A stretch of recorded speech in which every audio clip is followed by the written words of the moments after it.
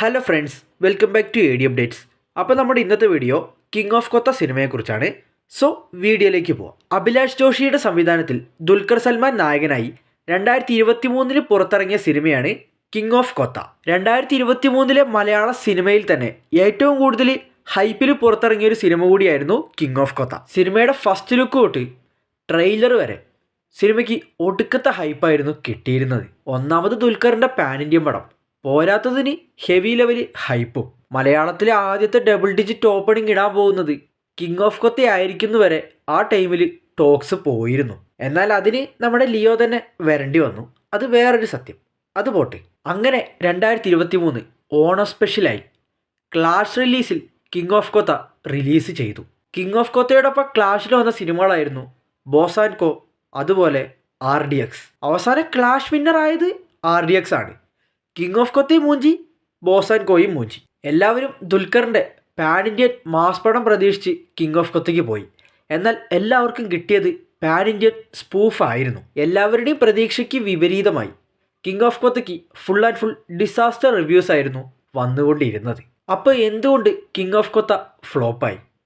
നമുക്ക് അനാലിസിസിലേക്ക് കടക്കാം. King of കൊത്ത എന്ന സിനിമ ഫ്ലോപ്പ് ആവാനുള്ള മെയിൻ കാരണം സിനിമയ്ക്ക് കൊടുത്ത ഹൈപ്പ് തന്നെയാണ്. ദുൽഖറും അതുപോലെ തന്നെ ഐശ്വര്യലക്ഷ്മി ഇവർ സിനിമയുടെ പ്രമോഷനിൽ വന്ന് തള്ളിയ തള്ള്.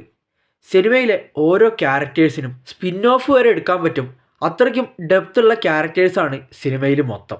അഭിലാഷ് ജോഷിയുടെ ഡയറക്ഷൻ ഒരു രക്ഷയില്ല. ഇതുപോലെ അനാവശ്യ തള്ളുകൾ ദുൽഖറും ഐശ്വര്യലക്ഷ്മിയും ചേർന്ന് അങ്ങ് തള്ളി മറച്ചിരുന്നു. ഇതൊക്കെ കേട്ട് ഓവർ എക്സ്പെക്റ്റേഷനും വെച്ച് നമ്മൾ ഓഡിയൻസ് സിനിമയ്ക്ക് പോയി. എന്നാൽ കിട്ടിയതോ നല്ല അടപടലം മൂഞ്ചിയ പടം. ഫസ്റ്റ് തന്നെ ഞാൻ പറയുകയാണ്, എനിക്ക് പേഴ്സണലി ഈ സിനിമയിൽ ഇഷ്ടപ്പെട്ട കുറച്ച് കാര്യങ്ങളുണ്ട്. അത് ഞാൻ ആദ്യം തന്നെ പറയാം. ഒന്ന്, സോങ്സും BGMസും നൈസായിരുന്നു. മെയിനായിട്ട് കലാപക്കാരെ സോങ്, അതിൽ നമ്മുടെ ഋത്തിക സിംഗ്. സോങ്ങിൽ ഋത്തിക സിംഗ് കിടുവായിരുന്നു. പുള്ളിക്കാരിക്ക് കുറച്ച് തടി ഓവറായിരുന്നു. പഴയ ആ ഓൾഡ് ഫിറ്റ്നസ്സിലായിരുന്നു വന്നിരുന്നെങ്കിൽ കുറച്ചും കൂടി ഹോട്ടായേനെ. 2, സിനിമയിലെ ഷമ്മി തിലകൻ്റെ കൊത്തരവി എന്ന ക്യാരക്ടർ ഗംഭീര ക്യാരക്ടറായിരുന്നു. 3, ദുൽഖറിൻ്റെ സെക്കൻഡ് ഇൻട്രോ, ഒരു ചെക്കൻ്റെ കൊരവള്ളി പൊട്ടിച്ച് നിലത്തിടുന്ന ഒരു സീൻ.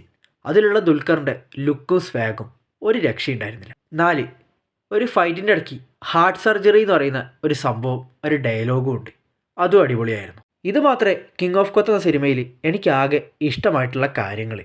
ബാക്കിയെല്ലാം തല്ലിപ്പൊളി സംഭവമായിരുന്നു. ദുൽഖറിൻ്റെ സിനിമകളിൽ ഞാൻ ഏറ്റവും കൂടുതൽ ലാഗടിച്ച് കണ്ട സിനിമ അത് കിങ് ഓഫ് കൊത്ത തന്നെയാണ്. സിനിമയുടെ ഡയറക്ടർ നമ്മുടെ ജോഷിയുടെ മകനായിട്ടുള്ള അഭിലാഷ് ജോഷിയാണെന്ന് അറിഞ്ഞപ്പോൾ തന്നെ പലർക്കും ഒരുപാട് എക്സ്പെക്റ്റേഷൻ ഉണ്ടായിരുന്നു. കാരണം അഭിലാഷ് ജോഷിയുടെ കഥയായിരുന്നു നമ്മുടെ പൊറിഞ്ചുമറിയൻ ജോസിൻ്റേത്. ഡയറക്റ്റ് ചെയ്തത് അഭിലാഷ് ജോഷി അല്ലെങ്കിലും പൊറിഞ്ചുമറിയത്തിൻ്റെ സ്റ്റോറി അഭിലാഷ് ജോഷിയുടെ ആയിരുന്നു. സോ ആ ഒരു ലെവലിൽ സ്റ്റോറി എഴുതിയൊരു മനുഷ്യൻ കിങ് ഓഫ് കൊത്ത എന്ന് പറയുന്ന ഒരു ഗ്യാങ്സ്റ്റർ സിനിമ ചെയ്യുമ്പോൾ എന്തായാലും നോർമൽ ഓഡിയൻസിന് നല്ല രീതിയിലുള്ള എക്സ്പെക്റ്റേഷൻ വരും.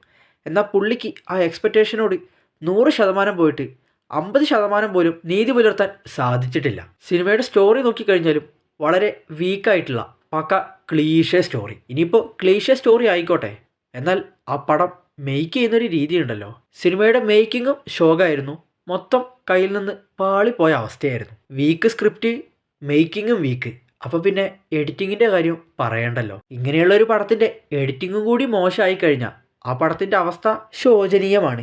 അതുതന്നെയാണ് കിങ് ഓഫ് കൊത്തയ്ക്കും സംഭവിച്ചത്. അതുപോലെ സിനിമയിലെ ക്യാരക്ടേഴ്സ്, ഐശ്വര്യലക്ഷ്മിയുടെ ക്യാരക്ടർ നല്ല ക്രിഞ്ച് ഫെസ്റ്റിവലായിരുന്നു. എനിക്ക് പേഴ്സണലി ഒട്ടും കണക്റ്റ് ആവാണ്ട് പോയൊരു ക്യാരക്ടറാണത്. അതുപോലെ സിനിമയിലെ വില്ലർ റോൾ ചെയ്ത ഷബീർ കല്ലറയ്ക്കൽ, നമ്മുടെ ഡാൻസിങ് റോസ്, പുള്ളീൻ്റെയൊക്കെ ഒരു ക്യാരക്ടർ, അതും വില്ലൻ്റെ പേര് കണ്ണൻ ബായ്. ഇതൊക്കെയായിരുന്നു സിനിമയുടെ മെയിൻ നെഗറ്റീവ്. ദുൽഖറിൻ്റെ പേരാണെങ്കിൽ രാജു എന്നാണ്. പിന്നെ ഈ സിനിമയിൽ ദുൽഖറിൻ്റെ രാജു എന്ന ക്യാരക്ടറിൻ്റെ ഫ്ലാഷ് ബാക്ക് കാണിക്കുന്ന സീനിൽ വൻ ഹൈപ്പാണ് ഈ ഒരു ക്യാരക്ടറിന് കൊടുക്കുന്നത്. ബിൽഡപ്പ് എന്നൊക്കെ പറഞ്ഞു കഴിഞ്ഞാൽ എക്സ്ട്രീം ലെവൽ ബിൽഡപ്പ്. എന്നാൽ ആ ബിൽഡപ്പിനൊത്ത് രാജു എന്ന ക്യാരക്ടറിനെ എക്സിക്യൂട്ട് ചെയ്യാൻ സംവിധായകനായിട്ടുള്ള അഭിലാഷ് ജോഷിക്ക് സാധിച്ചിട്ടില്ല. കാരണം ബിൽഡപ്പൊക്കെ എക്സ്ട്രീം ലെവലാണെങ്കിലും ബിൽഡപ്പ് കൊടുത്ത രാജു എന്ന ക്യാരക്ടറിനെ സ്ക്രീനിൽ കാണിക്കുമ്പോൾ ഏതോ പിച്ചാത്തിഗുണ്ടയെ പോലെയാണ് എനിക്ക് പേഴ്സണലി ഫീൽ ചെയ്തത്. അത്രയ്ക്കും ശോകം ക്യാരക്ടർ. ദുൽഖറിൻ്റെ കരിയറിലെ തന്നെ ഏറ്റവും വേസ്റ്റ് ആയിട്ടുള്ള ക്യാരക്ടറാണ് കിങ് ഓഫ് കൊത്തയിലെ രാജു എന്ന ക്യാരക്ടർ. സിനിമയിൽ ശരിക്കും ആവശ്യത്തിനും അനാവശ്യത്തിനും എന്ന രീതിയിൽ ഒരുപാട് ക്യാരക്ടേഴ്സ് ഉണ്ട്. സൗബിനിയൊക്കെ എന്തിനാ കൊണ്ടുവന്നതെന്ന് പോലും അറിയില്ല. കൊണ്ടുവന്നു, അങ്ങനെ കൊന്നും കളഞ്ഞു. ഇനിയിപ്പോൾ ലോജിക് മിസ്റ്റേക്ക് നോക്കിക്കഴിഞ്ഞാലും സിനിമയിലെ ഏറ്റവും വലിയ ലോജിക് മിസ്റ്റേക്കാണ്. ഇതിലൊരു പൂച്ച സ്നേഹത്തിനെ കുറിച്ചൊരു സംഭവം കാണിക്കുന്നുണ്ട്. അസഹനീയമായിരുന്നു. പിന്നെ സിനിമയുടെ ഏറ്റവും വലിയ നെഗറ്റീവാണ് സിനിമയിലെ ഡയലോഗ്സ്. പക്ക സ്പൂഫ് ലെവൽ ഡയലോഗ്സ്. ഇവർ മാസ് കാണിക്കാനാണ് ഡയലോഗ്സ് പറയുന്നതെങ്കിലും നമുക്കതൊട്ടും ഫീൽ ചെയ്യില്ല. പക്ക സ്പൂഫ് ലെവൽ ഡയലോഗ്സ് ആയിരുന്നു. മാത്രമല്ല ദുൽഖറിൻ്റെ ഡയലോഗ് ഡെലിവറി, ചില ഡയലോഗ്സൊക്കെ വളരെ മോശമായിരുന്നു. അതുപോലെ സിനിമയിലെ ഫൈറ്റ് സീക്വൻസ് എല്ലാം ശോകം ഫൈറ്റായിരുന്നു. മഹേഷ് മാത്യു എന്ന് പറഞ്ഞ ഒരാളാണ് സ്റ്റഡ് മാസ്റ്റർ. ഒരു ഇമ്പാക്റ്റും തരാത്ത കച്ചറ ഫൈറ്റുകളായിരുന്നു സിനിമയിൽ ടോട്ടൽ ഉണ്ടായിരുന്നത്. ഒരു ഗ്യാങ്സ്റ്റർ സിനിമയാണ് ഇവരെടുക്കാൻ ഉദ്ദേശിച്ചത്. എന്നാൽ ഗ്യാങ്സ്റ്റർ സ്പൂഫ് സിനിമയായിരുന്നു ഇവരെടുത്ത് വെച്ചിരുന്നത്. ഈ സിനിമയെ മൊത്തത്തിൽ ഇല്ലാതാക്കിയത് സിനിമയിലെ ഡയലോഗ്സ് തന്നെയാണ്. അത്രയ്ക്കും സ്പൂഫ് ലെവൽ ഡയലോഗ്സ് ആയിരുന്നു സിനിമയിൽ ടോട്ടലായിട്ട് ഉണ്ടായിരുന്നത്. ഡയലോഗ്സേലും ബെറ്റർ ആക്കിയിരുന്നെങ്കിൽ ഒരുപക്ഷെ ഈ ഒരു സിനിമ ആവറേജ് ലെവലെങ്കിലും പോയേനെ. സിനിമയിൽ ശരിക്കും സ്ട്രോങ് ആയിട്ടുള്ള ഒരു വില്ലനെ ഉണ്ടായിരുന്നില്ല. ഉള്ള വില്ലൻ കണ്ണമ്പായി എന്ന പേരുള്ള വില്ലനാണ്. ആ പേര് കേട്ടാൽ തന്നെ അറിയാം സ്പൂഫ് ലെവൽ സംഭവമാണെന്ന്. നല്ലൊരു പവർഫുൾ വില്ലനെ തന്നെ സിനിമയിൽ കൊണ്ടുവരണമായിരുന്നു. അതുപോലെ ഹീറോ ക്യാരക്ടറിനെ കുറച്ചും കൂടി നല്ല ഡെപ്തുള്ള ബെറ്റർ ആയിട്ടുള്ള ക്യാരക്ടറാക്കി എടുക്കണമായിരുന്നു.